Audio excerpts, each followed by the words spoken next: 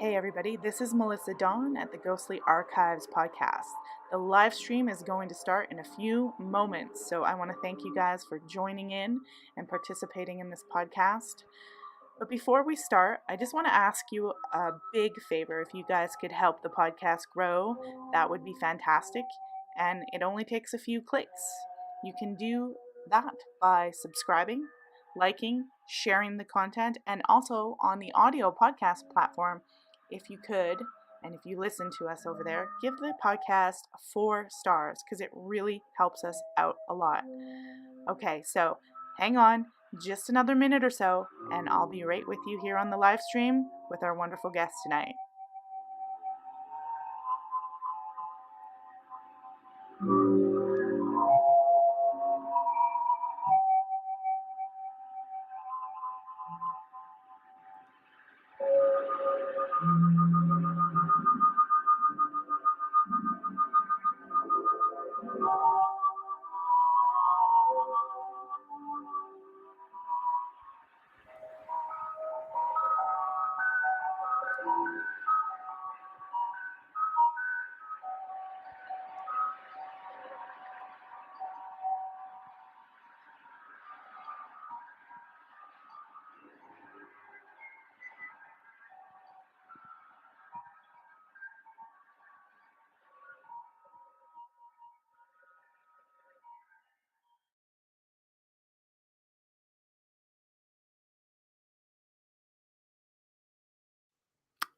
All right, everybody, good evening. You are here at the Ghostly Archives, a live stream tonight. I have a wonderful guest with me. But first, let's do first things first before I introduce our amazing guest tonight. To my spooky listeners and my not so spooky listeners, we've got people on X out there who might not be into this paranormal, but I invite you to join and listen to the conversation anyways, regardless if you're into it or not, because you might find out something interesting that you never knew before. So before we go in, before I bring my guest on, I want to ask for people's support. And you don't have to do that financially. There are some simple, easy ways you can support the show. No money, no gimmicks, just a little bit of your time and a few clicks to help this show grow. You can subscribe, like, share, and rate. That's right. So subscribe to the channel you're watching it on. Tap a like on wherever you're watching it. Share this content all over. And if you're on the audio podcast later, please rate us 5 stars. It helps the show up on the charts. I'd be so grateful. Now, my guest today is Seriah Azkath. He has been exploring the fringes of society for over a decade on his show, Where Did the Road Go? I've been on his roundtables before on his show many years ago, and I'll tell you, the conversations there are always fascinating. So I do encourage you to check it out at wheredidtheroadgo.com. Like I said, if there's somebody who knows about the weird and strange, Seriah is it. So I'm not going to put this off any longer. Let's bring Seriah in and we'll see where this show goes. What road this show goes down. Welcome, Seriah. Yeah, glad to be here. It's been a while since we've talked. I know. Life has weird roads that you have to go down. Don't you know it? All right. So before we get into talking about any kind of strangeness or anything like that, you've been doing this for a long time. What started you on wanting to start a show and explore this? Starting the show, I actually hated talk radio, oddly enough. My dad used to listen to Rush Limbaugh like religiously, and it drove me nuts because I just heard it constantly. And I was like, oh man, I hate talk radio. And then I really got into Graham Hancock's stuff. And Graham had posted he was going to be on Coast to Coast. And I'm like, nah, I don't want to listen to people talk, but I kind of want to hear Graham talk. So I tuned into Coast to Coast and went, oh, no, maybe I do like this if it's the right guest. So I started exploring and finding other podcasts. And at some point, I started hearing podcasts talking to people who I wanted to talk to, who really didn't seem to care about the people they were talking to. They would just be like, they would not really be asking them good questions. They just weren't good interviews. Like I heard one with Robert Schock, where Robert Schock, for the only time I've ever heard him go just into total promo mode, because he wasn't being asked really anything useful.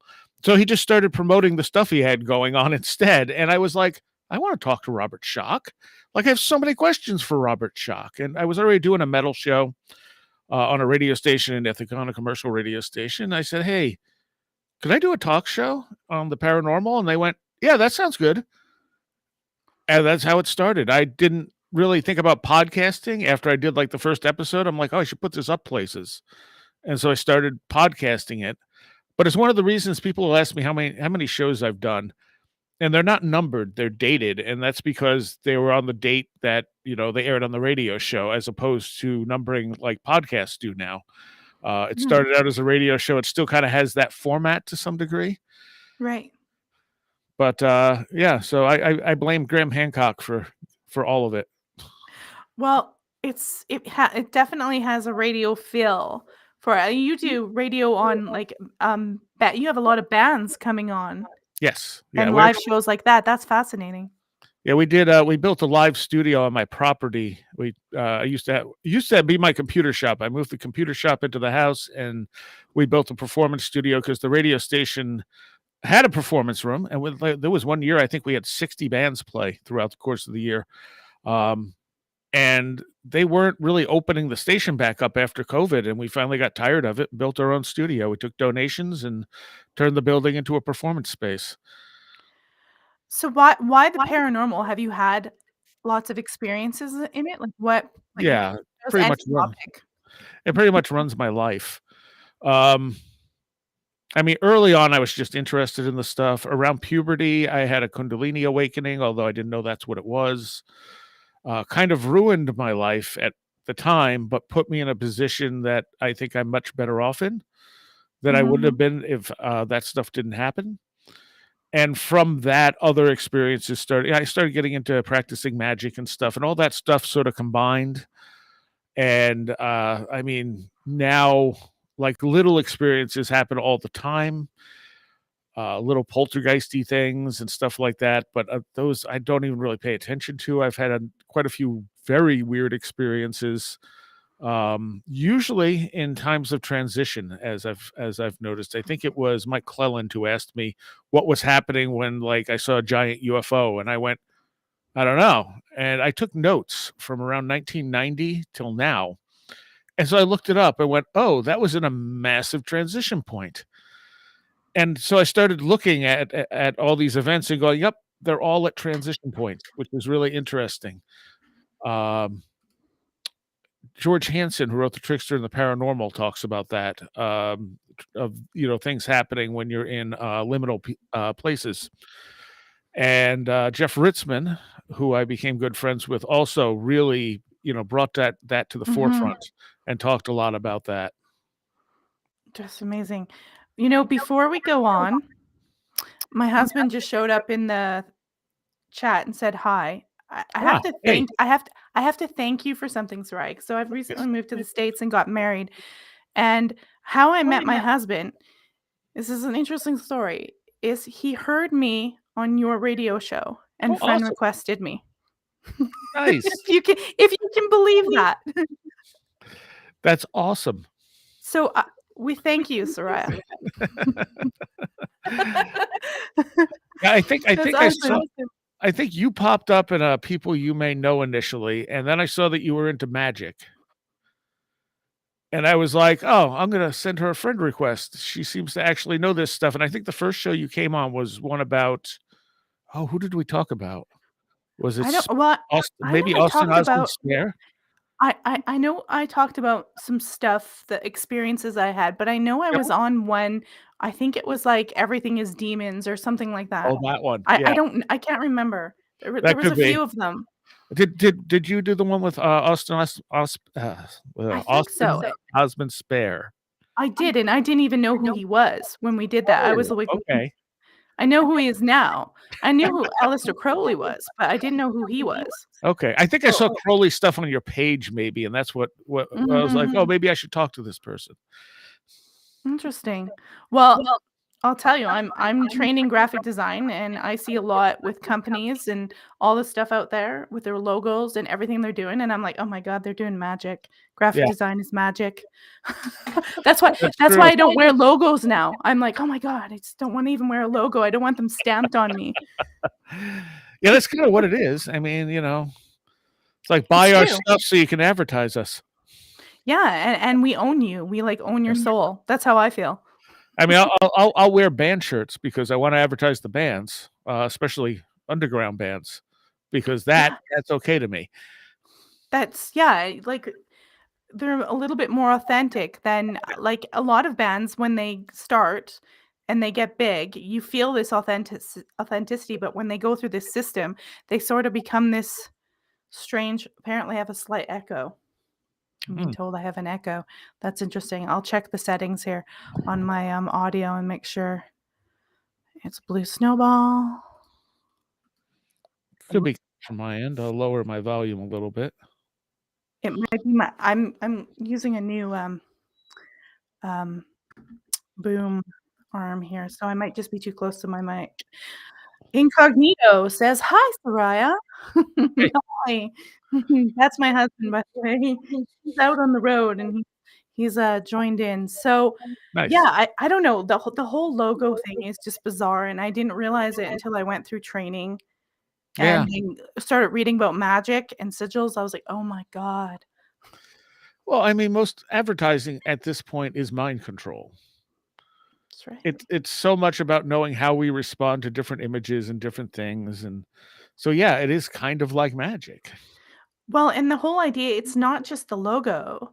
Brand identity involves so much other things, color, texture, Yeah. smell, feelings, how Yep. they're going to make you use their brand to identify as Yeah. something more powerful than yourself. And you're kind of, it comes at a cost, unfortunately. Yeah, it does. So I was on your page and I was looking at this thing about forest poltergeist, and I thought it said Travis Walton at first, but I Yeah. was like, Travis Walton does forest poltergeist now, but apparently it is What? Travis Watson. Yep. From, Canada, actually. Yeah, that was interesting. Very interesting because I lived in British Columbia where I was surrounded by a lot of forest. Yeah. And I've had those weird experiences in the forest. So, do you want we'll start now at, like, can you speak on any kind of experiences you've had that are, like, I don't know, Well, forest poltergeist or strangeness that well, first of all, the forest poltergeist, idea came from me originally, because I noted that when you see people doing Bigfoot, hunting, most of the time they're getting things like vocalizations, rock throwing, things like this. All these things that happen in poltergeist encounters, except it's happening in the woods. So it's taking on sort of a primate feel. And I speculated that we may be interacting more with a wilderness poltergeist than an actual flesh and blood creature or a cryptid or anything. It might actually be energy coming from us or another source of PK energy that's creating these poltergeist effects. And we wouldn't really know the difference. And so Joshua Cutchin's actually the one who named it the wilderness poltergeist. Timothy Renner called it the wildergeist.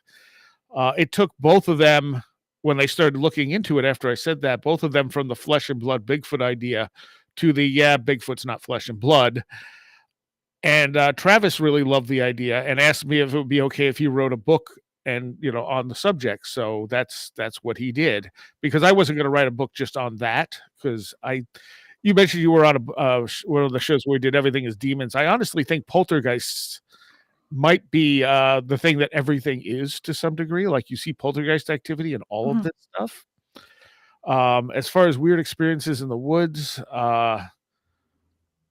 I mean, I've had those Oz effect moments where you're somewhere and everything gets quiet and you get that ominous feel. mhm, I've never seen a cryptid as far as I know. Um, yeah, I mean, I spent a lot of time on the edge of the woods when my friends visiting friends who we'd hang out in this potter's field and a bunch of weird stuff happened there because it was a potter's field overlooking it was a potter's field for Willard Psychiatric Center. and it overlooked Seneca Lake. It was on the edge of a cliff, which is why we started going up there. But numerous weird stuff has happened there. Other people have had weird experiences there. The weirdest, I had someone once say they thought it was an invisible Bigfoot. Um, I try not to label things, but there definitely could have been poltergeist stuff going on. In this case, we were standing, three of us were standing on the edge of the cliff, just hanging out. And there was a huge tree between us and the field where the potter's field was. And the tree starts shaking and the ground starts shaking like a large animal is jumping up and down like a deer or something like that. And I was like, oh, great, there's a buck on the other side of the tree, probably challenging us. That's not good. We have a cliff, and so I very carefully walked along the trail until I could see the other side, and there was nothing there. And as soon as I could see the other side, it stopped. Everything stopped. And my one friend's like, what is it? And I'm like, nothing. There's nothing there. He's like, how could there be nothing there? So I walk back. Tree starts shaking again. And I'm like, what the hell? So I walked all the way around to the other side of the tree so I could look through the field, and there's nothing anywhere. I walk back, it starts happening again. And he's freaking out at this point, and I'm going, okay, nope, this is genuinely weird. Our other friend wasn't seeing the tree shake. And so he's freaking out because we're clearly seeing something and he's not. Mm-hmm. And then they decided we needed to leave immediately. So we did. I went back up there by myself, and there was something very large moving along the tops of the trees, knocking branches down and occasionally making monkey-like noises. And I was like, what the hell? And I stayed there for a while and eventually just left. I mean, it didn't change. It just kept moving. And this was like 1994 or something. So it's not like I had a cell phone where I could pull out and take a video of it. And it's not like you were reading all this stuff on the internet. Right. It's right. a little more isolated. Technically, I was reading the Necronomicon at the time. Oh. It's one of the things I noted, because even though I didn't take the Necronomicon seriously, I read it and I'm like, okay, this is a mix of Lovecraft and Sumerian stuff. But there's a whole series of experiences I had in a very short period of time when I was reading that book. And I'm like, what does that mean? I still don't think it's a real, book, but I'm wondering if it influenced the type of phenomena that was being manifested around me. Well, I actually, so my voice is totally echoing and I don't know why. That's really bizarre. I'm not hearing it on my end. Oh, interesting. I'm definitely hearing it. That's going to drive me crazy, and it's never done this before. Let me see if I can switch around. I was just going to say, me and my husband do believe that we can project things out that we're actually interacting with, and it can actually come real experiences. I don't know if you want to comment on that while I check some things out. Yeah. I mean, and I think that's exactly what happens. I mean, there's a co-creation aspect. And I think a lot of people approach this stuff with fear, so they get scary experiences.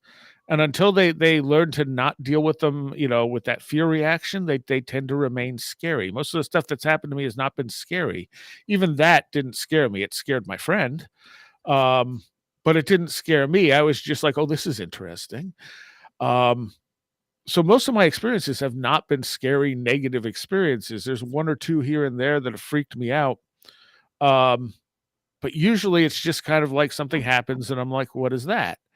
And I try to figure it out to see if there's just a rational explanation for what just happened or what. And sometimes I'm left with, I don't know. Sometimes I'm like, oh, that's what that is, Mm-hmm. But I definitely think the way you approach the stuff affects the way it interacts with you. Right. Yeah, no, 100%. I agree with that. It's just like my echo is really driving me nuts. I'm sorry. I know you can't hear it, but it's really, I was not expecting that. Anyways, I definitely agree. And so, I mean, I try to be really positive now. I mean, it doesn't always work. I mean, life happens and you can have a negative reaction, or you watch a movie. I like horror movies and I like scary stuff. And I'm going, gee, am I projecting this out? Is this, Like, and then I look at like, okay, maybe movies, maybe stuff does have an effect. Maybe we do have to be careful. You know what I mean?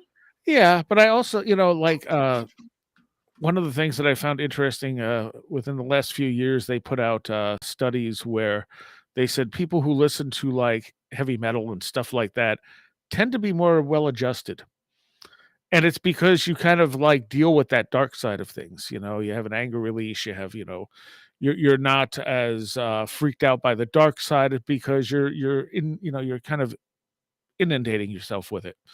And of course, when I was growing up, it's like, "Oh, heavy metal's bad for you. It's so dark and it's so, it's angry and it's gonna mess you up." But it turns out, nah, psychologically, it was actually good for you, at least for some people. And I think horror movies kind of do the same thing. They kind of like make you a little more comfortable with that stuff, so it doesn't have the same negative effect that it might on somebody who doesn't watch them. Because I think if you're somebody who only watches romantic comedies, for example, and, you have a paranormal experience, you're probably gonna deal with that a lot more like, "Oh my god, that's scary," than if you watch a lot of paranormal horror movies where you might go, "Okay, wait, what's this?" Like, "This is interesting." Yeah, and I think a lot of times too that these it's like Grimm's fairy tales, they sort of prepare us Yeah. to handle the grisly parts of life a little bit better. What not to do. What not to do and well, not necessarily project it. You can have positive things you want to do, but if it happens, you're not going to be totally caught off guard, right? Yeah, yeah. Well, hopefully I'm not echoing anymore, guys. No, I am. You don't hear it at all, Soraya. No. Is it still happening when I turn my mic? Hello, can everybody hear me? No, it's not happening when you turn your mic off. So that's interesting.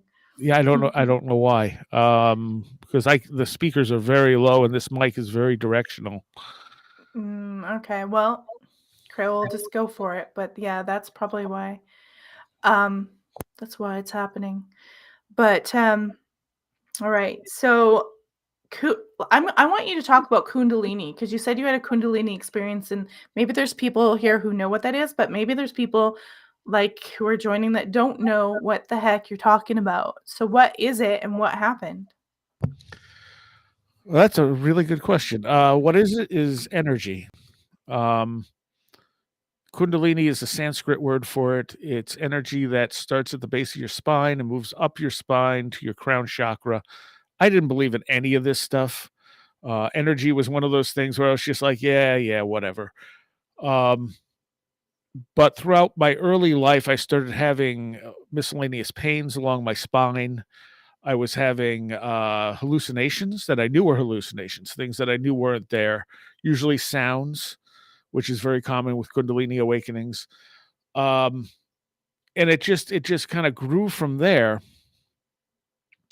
And at some point, I came across a book advertising, a book about Kundalini, and it's like talking about things that happen when Kundalini's awakened. And I'm like, I have every one of these. What is this thing? So I went to the library, borrowed a bunch of books, and just started doing a deep dive into the. And at the time, again, this was early '90s, so there was no internet to go into. Did a deep dive into some of the writings about Kundalini and was like, oh, this is exactly what I'm experiencing. So it can be very potent energy. There's ways to raise it with like Kundalini yoga and stuff that's very calm. It's a very slow awakening. But when you're getting it awakened on you, like it did to me, and I don't know why it woke up, it can be very traumatic because you don't know what's happening to you. There's nothing in Western culture that really gives you a paradigm for a Kundalini awakening. There's not even really a word for it in Western culture. Although I suspect there are things. One of the examples I use there are what are called laughing churches, and you can Google them on YouTube. And the main person in the church will start and Kundalini can do this. It can cause spontaneous laughter. And it's not like infectious laughter where something's funny and everyone starts laughing and you can't stop. You start laughing and there's nothing funny. There's no reasoning for it. and you can touch someone and they'll start laughing. I've done this before, so I know that this is a thing. Scared the hell out of people. It scares the hell out of people when you do it to them. Um, it's not one of the more common symptoms I have, but in these laughing churches, you'll see the guy and he'll go into one of these spontaneous laughing fits and he'll grab the next person and they'll grab the next person. The next thing you know, the entire line of people is laughing. And I suspect, even though they call that the Holy Spirit, I suspect that is basically the same thing as Kundalini. It's just terminology, really. But it is a transformative energy. So it definitely makes you deal with parts of yourself that you might not otherwise deal with. When I've met people and people who have this sort of morbid Kundalini awakening like I did, where it's not intentional and it causes a lot of pain and just, and unbalance and stuff. Everyone I've dealt with this stuff, as I work on their energy, stuff will come into their head or it'll come into my head that they need to deal with. And like I said, this is the type of stuff that going back prior to this, I wouldn't have believed a word of it if I hadn't experienced all of this stuff. I've met people who had very severe illnesses from it. And when I adjusted their energy, the illnesses went away. Stuff that medicine wasn't touching. And it's like, okay, so like Kundalini is the best word for it, I think, just because the culture had the best understanding of it. What it is exactly, I don't know. I suspect it's a part of us, and everyone has it. It's usually just asleep. And it's I don't know, it almost feels like it's a outside presence that you're interacting with, but I don't know if that's really the case as much as maybe a part of your higher self or something. That's Well, that's It's a sorry. lot more complicated than that, but that's the nutshell version. Well, that's interesting. So I'm just gonna mute you while I talk, just so it doesn't echo back, and then I'll unmute you when you wanna answer. It's the easiest way to do it because I think that's what's going on. But that's really fascinating because I almost sometimes feel like, we're kinda clear, born clear, maybe not, but I think things get blocked up and with all your experiences and feelings, and so it's interesting that that was, uh it's almost like you get unblocked, but it's so traumatic. It's like being born again. Yeah. Yeah, no, that's exactly it. And that's the kind of the thing, the series of experiences that gave me the name Seriah started with a massive Kundalini awakening. And I literally took it as sort of a rebirth because it made me feel like a different person afterwards.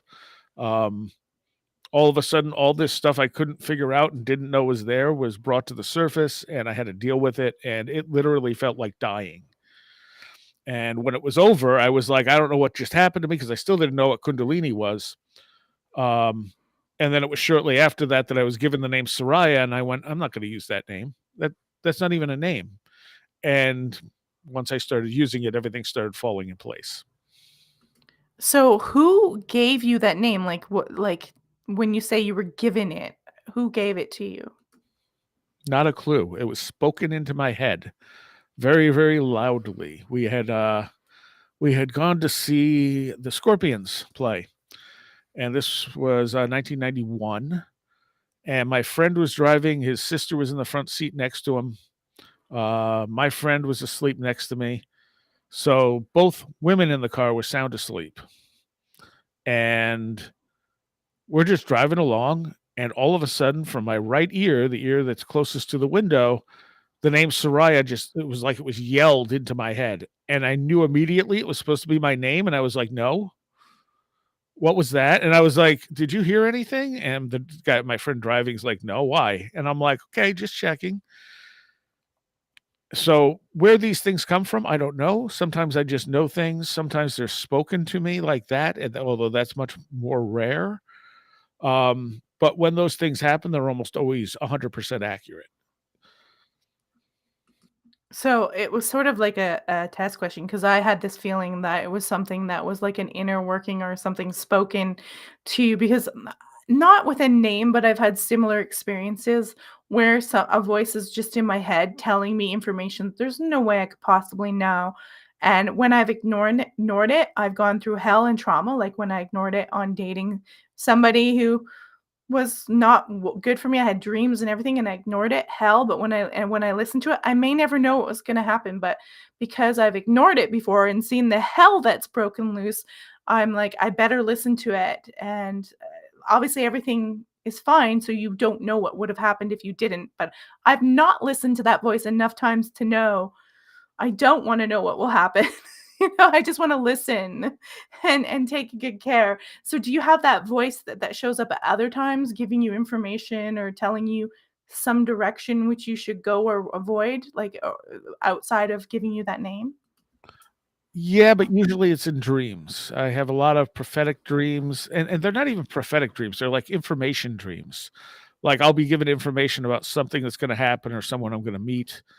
Um, there was an experience we were just talking about on the last exit because, my friend who was, co-hosting that night, his we went to Virginia to see Nightwish, and he had me drive because he didn't wanna drive to Virginia. We took his car, because his daughter they were her favorite band, and she really wanted to see them. That was the closest they were coming. So, we're down outside of Washington, DC on this, like, 5 or 8-lane highway doing, like, 70 miles an hour.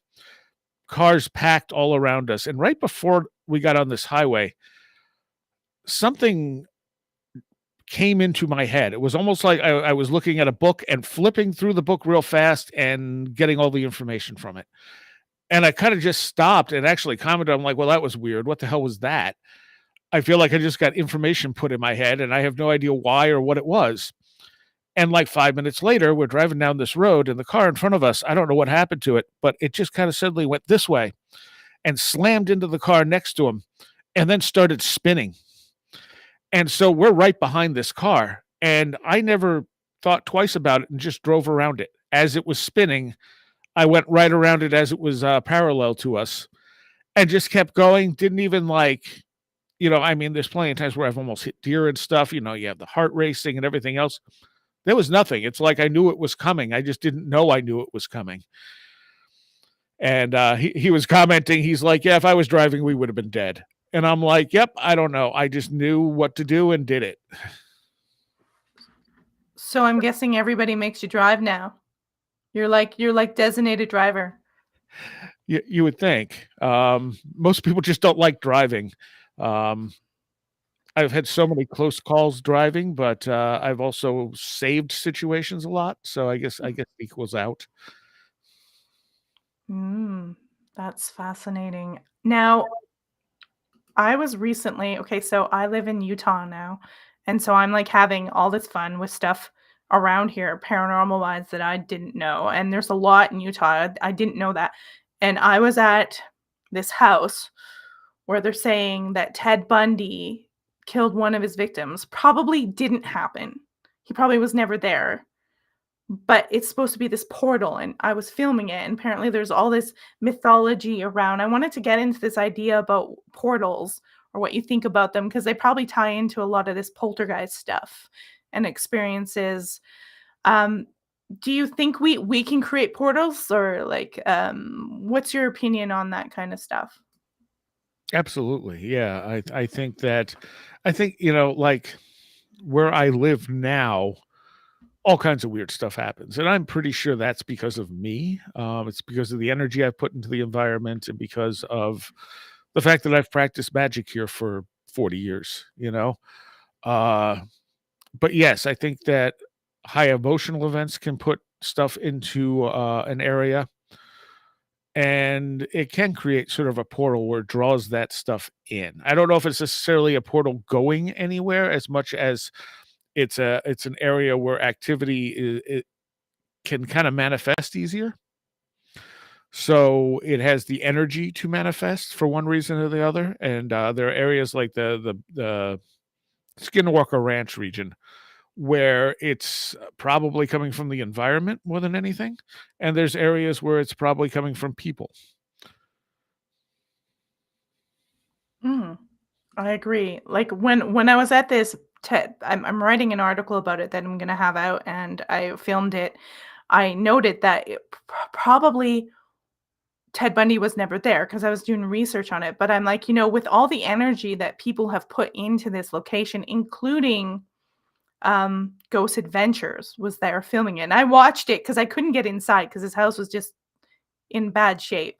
And I'm like, Ted Bundy might as well have been there now from what everybody's putting into it and all the experiences they're saying that they're having at it. And turns out he probably, he did his heinous at his own location. And so it kind of started me thinking about how we start myths and legends and how we literally let them create a life of their own, and then everybody else, other people come into the mix, and it's like this. It's almost like it grows and it mutates and it's becomes an entity all on its own. Yeah, and David Weatherly always cites a case of a plantation down south that had a very well-known ghost. And the ghost had a whole legend about her, who she was, and all this other stuff. People got photos of the ghost that all look fairly similar. And then finally, someone did the historical research and found out this person never existed. Mm-hmm. So he's kind of like, well, this is a good example of a group created tulpa, perhaps, where we're creating this energy out of our beliefs. There were experiments like the Philip experiment that was done where they literally attempted to create a ghost, and the ghost eventually took on a life of its own. And people were able to get information that they made for the history of this ghost out of the ghost without knowing the history that was made for it. And it started behaving very spontaneously at times. And again, it was very poltergeisty. Like I said, a lot of this stuff comes down to poltergeists. Mm-hmm. No matter what you're talking about, at some point you'll see poltergeist stuff going on, whether someone has a UFO. So like Kenneth Arnold, he saw UFOs and afterwards had poltergeist activity in his house. And that gets kind of dropped because it's the UFO sighting that everyone focuses on. But I don't think he had poltergeist activity prior. People who have near-death experiences not only have Kundalini awakenings usually, it's a very common side effect, and but they also tend to have lots of poltergeist experience. I mean, I know you know Sheryl Lee Black. She's a great example of that. Love Shirley. Yes, and she had written me after I did the first show on Kundalini. It took me a while to talk her into actually coming on and talking about her stuff, but I mean, after 3 near-death experiences, she has lots of Kundalini, lots of electrical interference, and lots of poltergeist stuff going on. So there's something that changes our energy, and that energy interacts with the world around us. Now, I know, like, if you're not aware of it and you're in a traumatic state or things are not good, you could probably send that energy doing chaotic things. So I kind of glad that more people are talking about this, because if someone's aware, instead of being scared of it, they could probably actually harness that for good things in their life. I mean, like you did. Yeah, but there's no like it would be awesome if I could actually create poltergeist effects.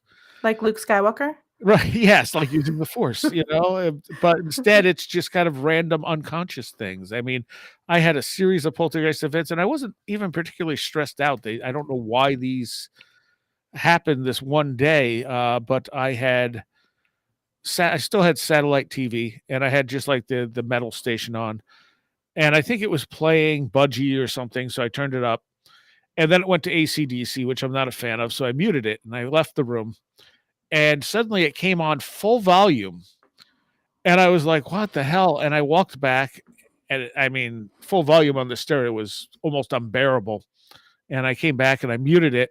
And I'm like, why did that unmute? And I put the remote down. And then I heard a crash in the room I just came out of. So I went back into that room, and there was a large grinder my mom used to use to make like tomato sauce. She'd put tomatoes in this big cast iron thing that had been sitting far back in a high shelf that was now in the middle of the room. And I looked at this thing and I'm like, how would you even? And then the stereo unmuted again at full volume. And so I walked back there and I said, I don't like AC/DC, leave it off. And I muted it again. And this time it stayed muted. And then just a little while later, I went to do a show for Where Did the Road Go? And as I was talking into a mic just like this one, it has a physical switch on it. the switch turned off twice. There's no way for that just to happen. It's not a loose switch. It's a very solid click on and off. But I was in the middle of talking and suddenly I cut out and they're like, "Are you still there?" And I'm like, "Yeah, what's," and then I'm like, "My switch is off." And then it happened a second time. And I'm like, "What? Okay, stop." Like that's not all right. And the next day, which probably did not happen the next day, I had a CD case I would bring with me to the radio station, and it would sit on the floor sideways. So I went to pick it up, and it had somehow been opened, and CDs went everywhere. And there's no way I could have put it down opened because it would have flopped open and CDs would have fallen out. So it was unzipped in place until I picked it up, and then everything went everywhere. And I went, okay, I'm accounting that to all the stuff that happened last night. Even though I didn't pick it up till the next day, it probably happened during that little spat of poltergeist activity. And I don't know what that is. I mean, I talk to it as if it's an other because I have no control over it. Whether it's other, something picking up that energy or information somehow, I have no idea. Well, it's interesting that you're kind of talking about like you don't know, it just happens unconsciously. And it's almost like that stuff happens from a certain vibration that we can't access as easy at certain thought levels. Like it's almost like it's coming from somewhere where the mind is at. I don't know if it's like some kind of theta, beta, I don't know what wave it is, but your mind obviously has to wave somewhere that's not like you and I talking right now. It's less likely to happen if we're paranormal researching in a group of people with voice boxes and EMF and yelling. It's likely that we're actually canceling any kind of experience out. Yeah, I totally agree with that. And we went to when I went to visit Timothy Renner at one point. It was around Albatwitch. So before Albatwitch Day down there, is sort of a Bigfoot festival in Columbia, Pennsylvania, and we went over to Gettysburg afterwards. It's a couple weeks before Halloween, and there was this bridge he was researching, and there were so many people on that bridge running not just voice boxes but portal boxes, which I didn't even know what they were. They sound cool as hell, but I think they're completely, I mean, they sort of defeat the purpose other than the fact that they look cool. From what I understand, they're basically just the frequency scanners, except put through a reverb pedal and then in a box with a bunch of black lights. So yeah, it sounds cool. It looks neat, but how could you utilize any of that information? And so many people had them, and there's just people lined up all the way up and down this bridge, doing, trying to talk to the spirits. And I'm like, this is kind of silly at this point. I mean, I guess it's fun if you're not that serious about it, but you're not going to get any serious information by doing this type of stuff. Um, I've taken people to like we went with Rojan from Project Archivist up to one of the haunted graveyards around here. And he's like live streaming from it and just talking nonstop. And I'm like, stuff doesn't happen if you're doing this. Like, you got to kind of just be quiet and attuned to the place. And that wasn't his thing at all. And of course, nothing happened.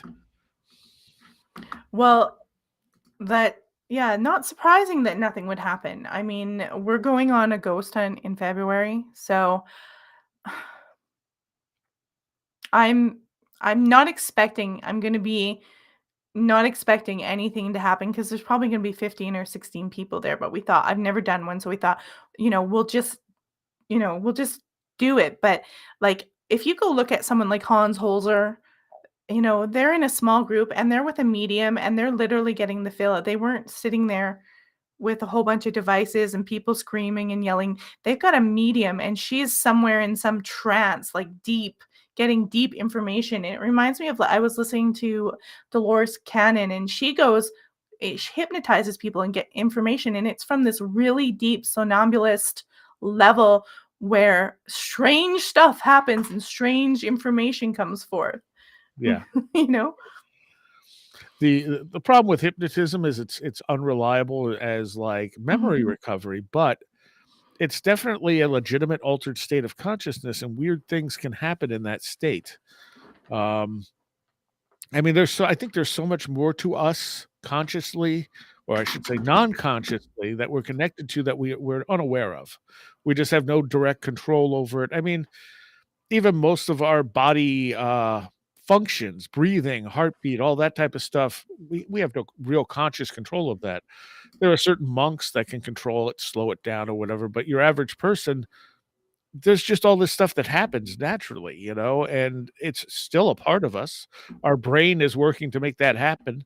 So some level of our consciousness is involved, but it's not, we have no real direct control over it. Just like our dreams, for the most part, our dreams come from somewhere, and we don't really have a control over where those things are coming from or what they are, unless you get down into the ability to lucid dream. You're it's all coming from a level of consciousness that is us, but is not us at the same time. Mhm. And I've done that where I've had these dreams and they're telling me I don't know if it's me and it's picked up things that I'm just not aware of and it's spitting it back at me. I don't know where the information came from, but I'm not going to say it because it's about someone. It was a really bad relationship I had actually while I was on your round table in that era there. And if I had listened to it, like I said before, if I had actually listened to it, I would have actually escaped a lot of crazy traumatic life. So it was a really good lesson to listen to it. But I can't tell you, like you said, I can't tell you where it came from, if it's me or if it's a collective consciousness or if it's a higher power that's like an angel that's watching me and saying, hey, I can see everything that guy's doing that you can't. I have no idea. It's a mystery. I've had, I've had things interact with me directly that seem like spirits, that seem like something else. But even then, I don't know. And even when those things have shown themselves to other people, I don't, like I still can't say I'm not projecting that in some way. Um, the most interesting one was someone I was deeply connected with. We both had similar experiences with the same entity before we met. And so it was kind of like we're comparing notes going, oh, huh. Well, that's interesting. Like, if it's coming from me, how is it appearing to someone I haven't met? But that was also someone that I dreamed about or was given all the information about 6 years before I met her. Well, I actually believe that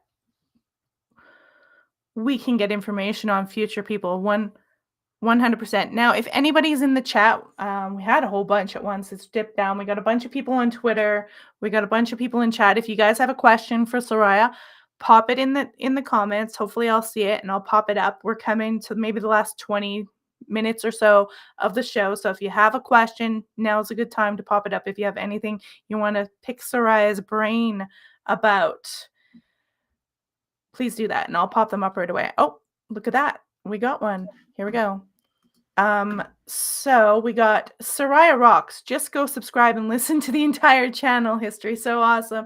Okay, not quite a question, but thank you so much. Seriah does rock. Thank you so much for that, Scott. Uh, Scott. so Christopher Ernst has also made a documentary about myself and Where Did the Road Go. The only way that's available right now is through the Patreon. But we're looking to get it streaming on like Amazon or something like that. A lot of people have asked about that. And I have part 1 of my autobiography coming up at some point, hopefully the very beginning of the year. So that's been a long time coming, and that's been a lot of shadow work too. Like I said, I kept a lot of notes, and when it was put in my head that I should record things, I was like, okay, because I didn't believe in magic. I'm like, this stuff doesn't really work, but I'm going to record what I'm doing so that I don't have to rely on my memory. I'm not going to get, oh, that worked, but I didn't write it down. So maybe it's not actually what I was trying to do, type of thing, because our memories are far from perfect. Our perceptions are far from perfect. So I wrote everything down, but it was also impressed on me to write everything down. And that came into play with the whole what's going on in your life when these things happen. Which I never would have guessed. I never planned to write a book about this stuff. It was just for my own personal use. And like I said, when Mike said, "What was going on with your life when all this, when you saw the giant UFO over Seneca Lake and or Cayuga Lake," and I was like, I don't know. Oh, look at that! Everything was going on right then. That was all transitional, and then I see a giant UFO. So writing this stuff down was very, very helpful. Like when I was given the name Seriah, we were coming back from the concert. One of the things that didn't make sense to me is that I remembered being given it as we were driving past the Willard facility, the psychiatric center, which is where my friend who was asleep next to me, she lived right down in that town. And I'm thinking, why do I remember her sleeping next to me, but we didn't drop her off? And so finally I went through my notes. I'm going, that memory's got to be wrong. And it turns out she had come to my house prior to the show, and we went from here. So her car was at my house. So that made perfect sense why we were driving past her house so she could come back and get her car. And I was like, okay, I'm glad I recorded that because I would not have had that information otherwise and would have assumed the memory was an error somewhere. Well, that's fascinating. I'm just going to mute this here. Yeah, again, if anybody has any questions, pop them up. I wanted to ask you about, since we bring up sigils, we bring up corporations, and I think they're super devious and what they do and how they control people. If they did it for the better good, I'd probably be more sympathetic, but I don't think that they do. But when it comes to magic, what is it that you practice? Like, what do you believe about magic? Because I'm sure belief weighs into it, and everybody has a different take. There's all these different practices or rituals or anything like that. Do you have some sort of specific avenue that you look at? I know a lot of Christians, I might have conservatives on my X, and I totally respect you guys because I know a lot of people believe magic isn't good or whatever. I'm just having this a theoretical discussion, so don't get too heightened. Go ahead. So for me, I think the first thing magic-wise I was looking at was Wicca. I very quickly realized that Wicca was not what it proclaimed to be, which was an ancient religion, because I started digging into the history of it and went, oh, this was basically created, a few decades ago. Okay. And that's not to say there aren't older witchcraft traditions and folk magic and stuff like that. But Wicca, as it is, was created a lot, as you probably know, from Crowley stuff and Gardner and stuff like that. And then someone got me into Crowley, and I thought Crowley was interesting. I don't like ceremonial magic. So my goal was to kind of strip away the ceremonial stuff, which felt silly to me. And I figured if this stuff works, then there has to be kind of like Crowley did. If it works, there's got to be some science behind it somewhere. And so I said, okay, so what can I do, and what has actual effects? What works? What doesn't work? And I think it comes down to a lot of about how we create our realities. I don't think we all live in quite the same reality. None of us has the same view of our lives, of the world, because we've all had we've all had different lives and exposed to different things, and this is why we all have different opinions on things. So when I lost my train here. Where was I going with this? Magic. So when dealing with magic, I said, okay, so how much of this can I strip away and actually have it work? And it turned out I could strip away a lot of it, and still things would have an effect. And I think that comes down to our ability to manipulate our realities. And it wasn't to the Seth till I read the Seth material that made a lot of sense to me, which was channeled material through Jane Roberts, something else I did not take seriously until I read it and went, wow, okay, this is actually answering lots of questions and very precise information. And actually just did a 2-part show on Seth, which will be the next 2 shows for Where Did the Road Go.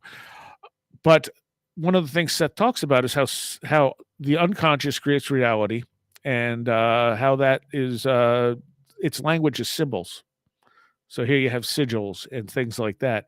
So if you use something that is meaningful to you, but you can't keep it in your conscious mind, you have to let it drop to the subconscious mind.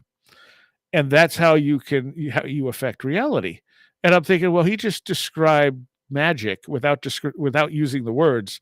And he also explained Crowley's lust for result, because Crowley would say if you keep concentrating on the thing you worked on, it's not going to happen. You have to kind of just let it go, forget about it, put it in the back of your mind. So I read that when he just explained lust for result. Son of a bitch. So to me, it's sort of that level of manipulating reality. A lot of times, it's trying to find out for me, like, what current of energy am I in? What should I expect? Be prepared for that type of thing more than anything else. Now, when you say current of energy, do you kn do you what do you mean? Like, someone's like, "Well, what does that mean?" I think that I take that term from Kenneth Grant. I think more than anything. But there's to me, I'll move through different like synchronistic things will start happening, and I'll be like, okay, this is the current of energy I'm in. So a lot of times I'll use tarot cards, and when I write my notes, they're divided into books. And when I'm writing the autobiography, I'm using those books as the chapters. So here's what's happening in this section, the book of the chariot, or the book of whatever. Like I said, a lot of times it's tarot cards, sometimes it's other things, but there'll be like this current of things that keeps popping up, and I'll be like, okay, I understand this is the energy current. And as soon as I acknowledge that, it tends to drop off a little bit with the synchronicities, Mhm. which to me is always kind of like an acknowledgement. It's like, okay, you figured it out. We don't have to flood you with this anymore. Um, so yeah, that's what I mean by current of energy. It's like they shift, things change. Um, and I like to, and every once in a while, I'll try and figure out what I need to understand that I'm going to be dealing with in the future. And I use tarot for that a lot. It's generally pretty accurate. I don't always understand it, but when I look back at it, I'm going, "Oh, yeah, no, that makes sense." Well, I find, like, the tarot card and a lot of its archetypes are actually really Christian based. You get a lot of these things in deep, long Christianity. So I always find it interesting when I see people who are religious get all upset about it. I'm like, well, it's like the king, the queen, it's all this stuff. I also find it interesting when they get upset about the Ouija board because I don't think the board itself is doing anything. I think the people are. So I don't know. Do you want to talk? Like, I find tarot card, I have a deck, is interesting, but I see them as like actually Christian archetypes for the most part. If I remember right, tarot started as a game, Mhm, and it was just a card game at one point, and at some point it got turned into something more symbolic. Um, I don't know if it's Christian archetypes. I could definitely see some of that in there. Obviously, mhm. Crowley removed a lot of that when he did his Toth deck. Well, Um, yeah, it depends on the deck. yeah.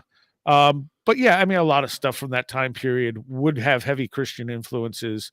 And Ouija boards were also just a game.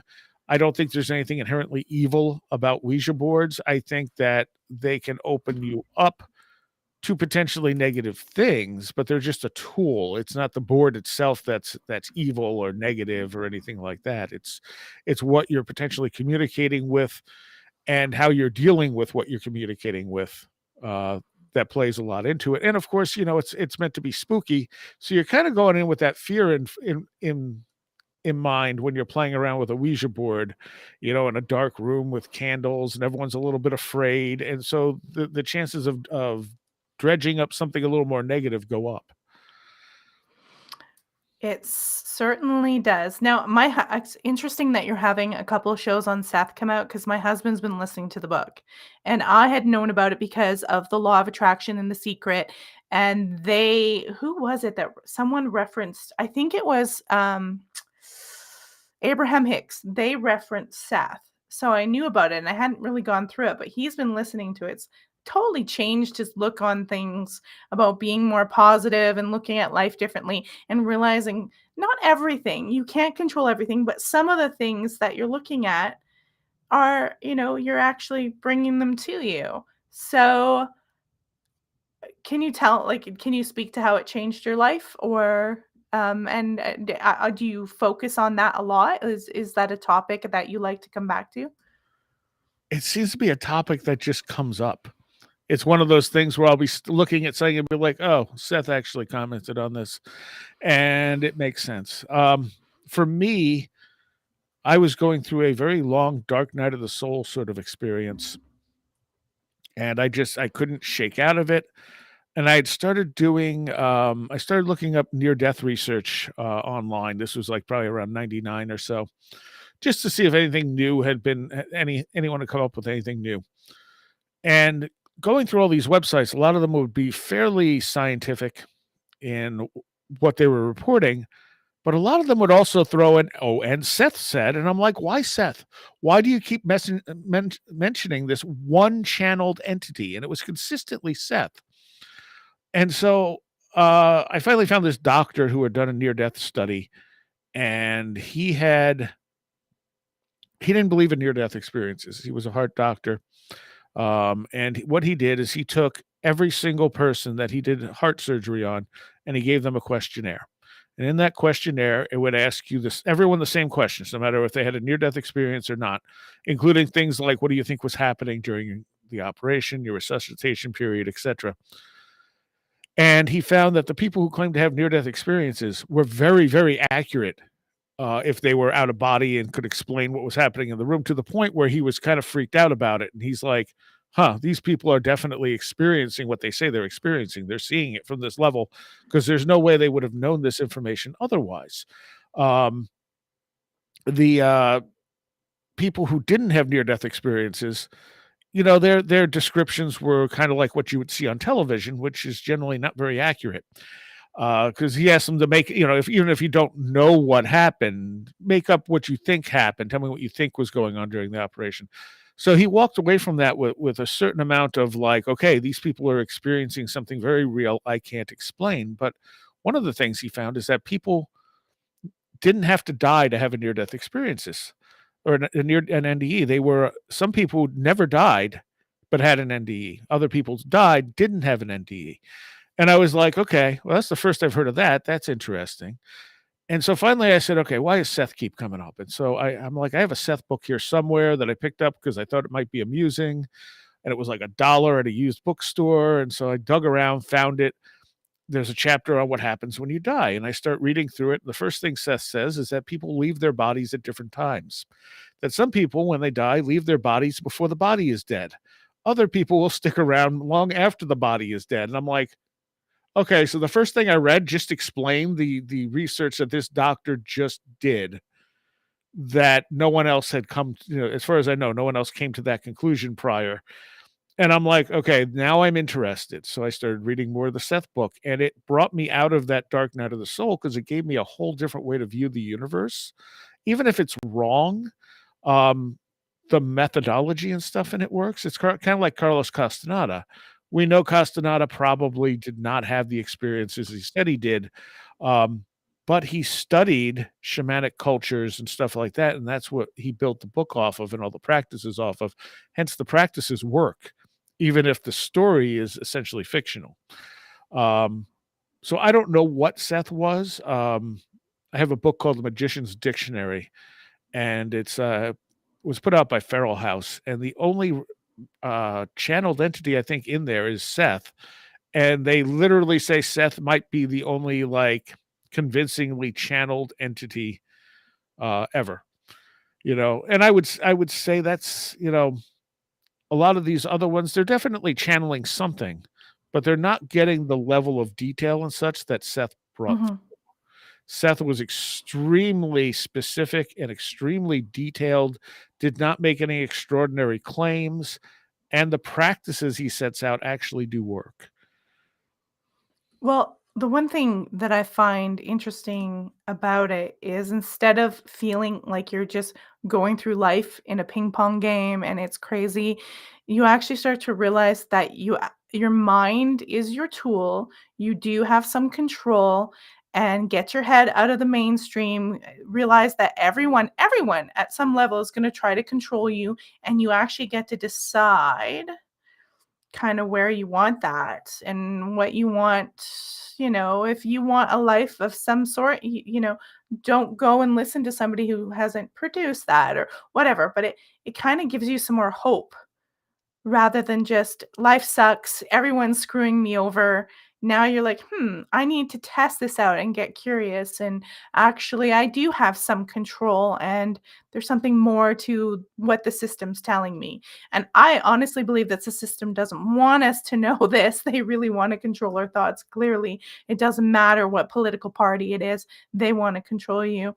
It's the same with, like, I find there's mysticism to Christianity. I love reading about it, but the same people that have taken over every system today took over Christianity and made it about all their same shit. So I like to go and kind of look at the mysticism and the beauty of Christianity as well, not just paganism, but they're all connected in some way, anyways. Yeah, they've all been built off of each other at some point. Like when you look at the original teachings of Jesus, they resemble a lot of stuff in Buddhism, because it's all about love and connection and stuff like this. It's the churches trying to take power over the people that put a lot of negativity into this stuff, and have manipulated it to make it a tool of control. And of course, now, yeah, I mean, both political parties have their own agendas, and there's another agenda behind all of that, which is probably run by military-industrial complex, And which there's is probably going, one above that. yeah, and exactly. But I mean, those are the people who are deciding whether we go to war or not. It's not, the politicians that we're putting in office. There is, yeah, it's out of our control in a lot of ways. It doesn't matter who we elect. The situation probably isn't going to change drastically. And if we did manage to elect someone who tried to change something drastically, like JFK, they're probably not going to make it all the way through their term. I think once they assassinated JFK and realized, well, we can get away with this, we can do whatever we want. And they've with projects like MK Ultra and stuff, more and more they've learned how to manipulate people and keep people under control without people realizing they're being controlled.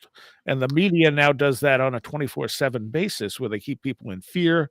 They want to turn right against left, left against right, when that's not where the issue is. It's the people at the top running everything and hoarding Yeah. all the money, instead of letting the culture flourish, because to them, we're just the people that we're their workers. They're bottom. Yeah, well, we're also their cash cow and their energy cow, and I think they get things manifested from controlling our thoughts, because then our thoughts go in their direction, right? And amen to that, because I have a lot of conservative friends. I have a lot of friends all over, and I just want to repeat that. They're literally, they want us to hate each other. I got to stop it. They got to stop it, because that's what they want, and that's how they control. That's the biggest control tactic. You're so 100% right. That 100%. there is, I find, like, I have friends on both sides, and I find that most of them agree on 90% of stuff. Sometimes even 100% of stuff. It's how we should do it that varies. Mhm. And those small differences are usually what are used to attack one another.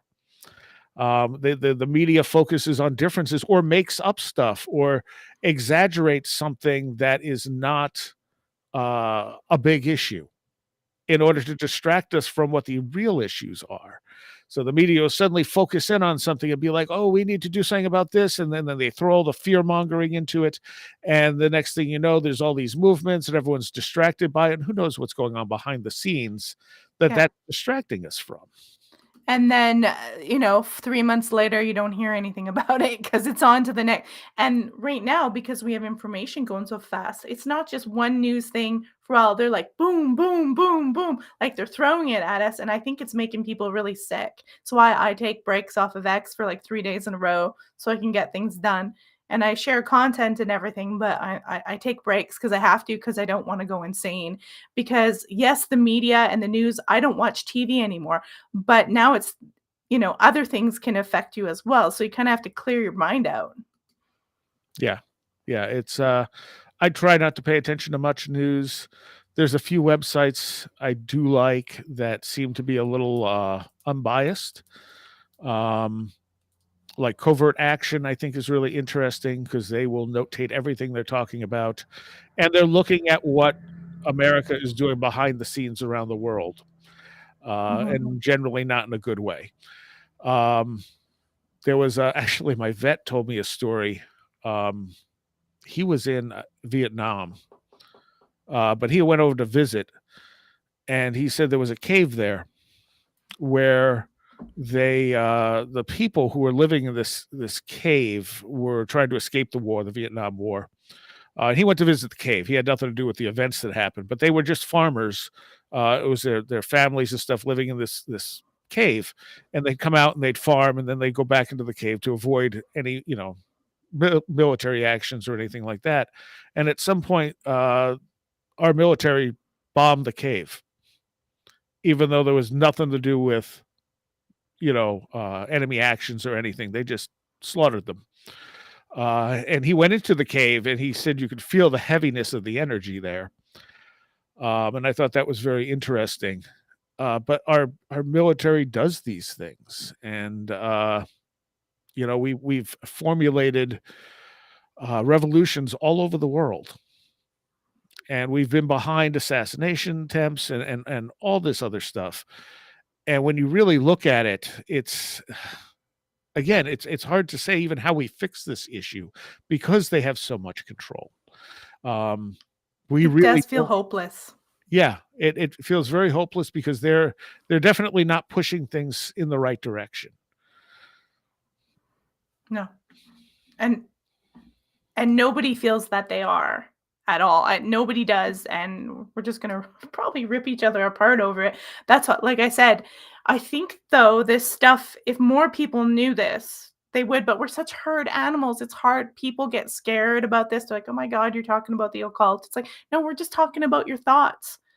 You can still be a Christian and sit there and go, "Oh, my thoughts. I can do my thoughts and focus on other things." You can do it however you want. It's just you apply it to whatever you're doing. It's just where you're thinking and where you're vibrating and how you want your community to be.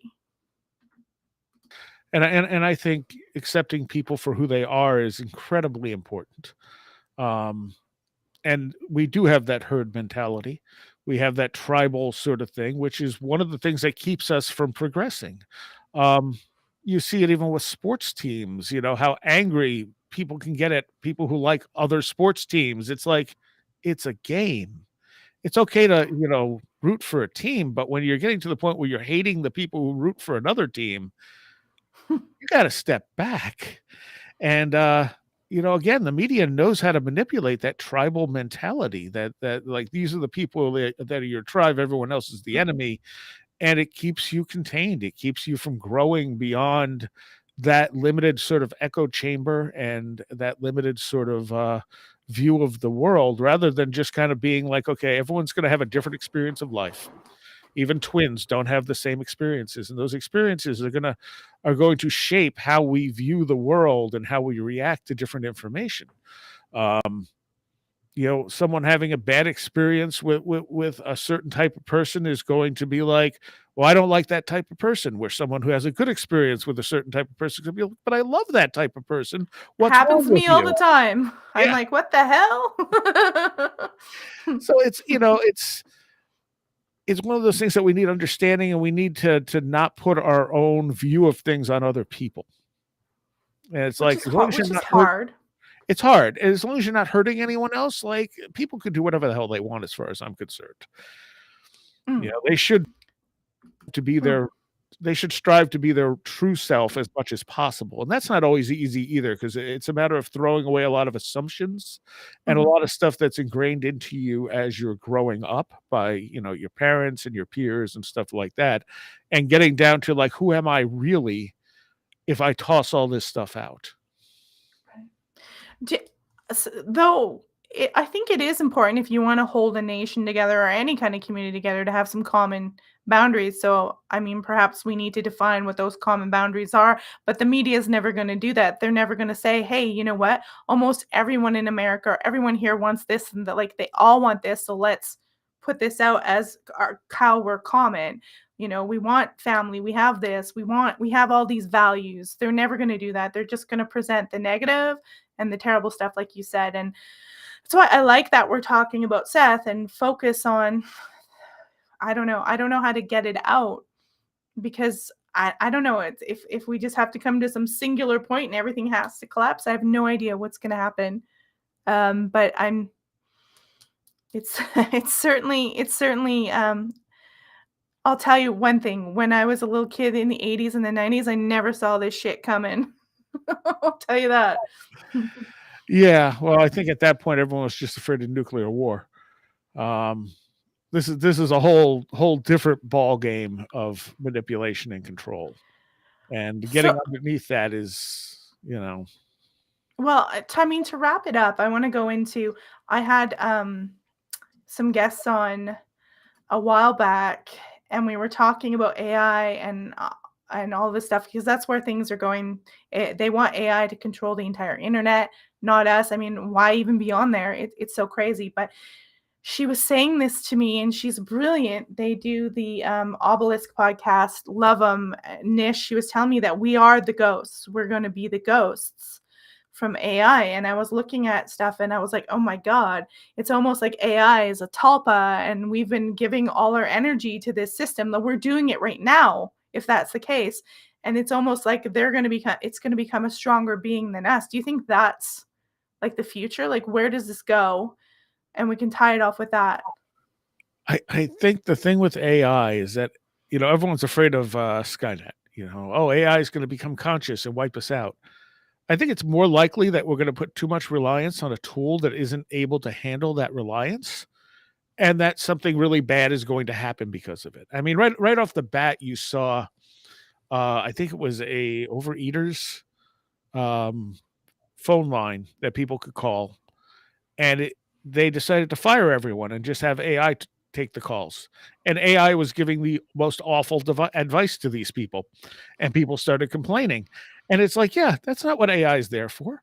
You know, like it immediately, like it's like, oh, we can just fire people and have AI do it. Yeah, but AI is going to screw it up because it's not actually intelligent. It's just going off algorithms, and you know, it's basically Google searching stuff and learning how to do it. And that's not always going to be the right way to do it. And it doesn't have nuance and it doesn't understand. It's just giving information. Um, there's a movie I just watched called The Creator, which I really enjoyed. And it was done by the same guy who did Rogue One. And it's about AI and how they integrate it into society more. And then one of them nukes LA. And so the Western culture decides it's going to wipe out AI, but the Eastern culture, and I forget what they called it, New Asia or something like that, it still embraces AI. And at some point during the movie, this is a minor spoiler, but at some point during the movie, one of the AI says to the guy, "We didn't nuke LA. It was a coding error on a human's part." And I'm thinking that's exactly what is probably going to happen. We're letting AI that's not actually intelligent do this stuff, and we are kind of creating a tulpa for it. You know, there's this sort of consciousness for it, but it's not actually conscious. It's not complex enough to be conscious. It's still just programming algorithms. Well, I wonder if we can ever get there because I was talking to a friend and she says that's what's stopping them is that she says basically if you remove humans from the conversation, that the AI bots just start they descend into madness and not making sense and they can't even function. So it involves obviously us to continuously feed it right now. Yep, and it's a good tool to be utilized, and it definitely can be utilized in creative ways, and it can do some interesting stuff. But yeah, once it starts feeding off itself, it degrades very, very quickly. Um, there's something else to our intelligence, to who we are, that you can't replicate in a limited computer system. And I don't think there's a great story out there. There was a podcast called the Everlasting Stories podcast, and they did, I think, the first story on there. It's like a 4 or 5 part story, but in it is a computer that was the first actually invented, like true AI, and someone incarnates into it. So the structure of the computer is such that it could actually hold consciousness. And the guy can remember all his past lives and all this other stuff because he has, you know, it's not organic because it's a computer. He didn't forget all this stuff when he incarnated. And like just the concept I thought was really brilliant, because the reason he's an AI that's actually artificial intelligence is that he is a real consciousness, a real soul that incarnated into this computer. Wow. That's fascinating, and I think it really speaks to the level of the organic material, and it really just goes to show you that Bill Gates isn't God yet. They Yeah. want to be. I Yeah. think they're fooling themselves. Yeah. Well, when you have a lot of money, you can kind of do whatever you want and people will agree with you. It's true. Or, Anyways, if you have enough money, you can say whatever you want and other people will go and try and make it true for you. isn't that the truth? Isn't that the truth? Well, we're in more numbers, so hopefully we start smartening up and learning this trick about the wealthy. But I want to thank you for coming on the show, Soraya, Sure. and I hope you come back Absolutely. again. Anytime. Was phenomenal. It's yeah, I'm doing a lot of stuff around Utah. Hopefully, I'll expand to other places and investigate. Kind of become an American now. It's exciting. So, I thank you for coming on, and that was a fascinating discussion. All right. Well, thank you. All right, everybody. I thank you guys for coming on. Just before we go, I just want to let you guys know the shows that are coming up in the next 3 weeks. Next week, I have Dr. Dean Bertram. He's coming on to talk about the Shaver mysteries. Then I have that's on the, by the way, that's on the 3rd of January. I gave him a couple of days to recover for New Year's. And I believe that's at 6 p.m. Mountain Time. On the 9th of January, Bob Antone's coming on, and he does a lot of historian ghost tours. He's talking about some of his experiences. The 16th, this is a good one to watch out for horror movie fans. I have Gary Parsons. He's a film director. His father worked for Hammer Horror. So he knew all the greats. Gary knew Christopher Lee and all those greats. He's coming on to talk about his lecture that he's doing on Hammer Horror. So if you're a fan of Dracula, Frankenstein, and all those classic movies with Christopher Lee and Peter Cushing, and you want to hear his lecture and us talk about that, be there on the 16th. It is at 3 p.m. because Gary is out of the United Kingdom, but 3 p.m. Mountain Time, January the 16th, be there. We're going to be talking Hammer Horror. And that's it, guys. I thank you guys for showing up. Stay spooky. And remember, subscribe, like, share, and rate the podcast on the audio. And I appreciate all of you for being here today. Thank you.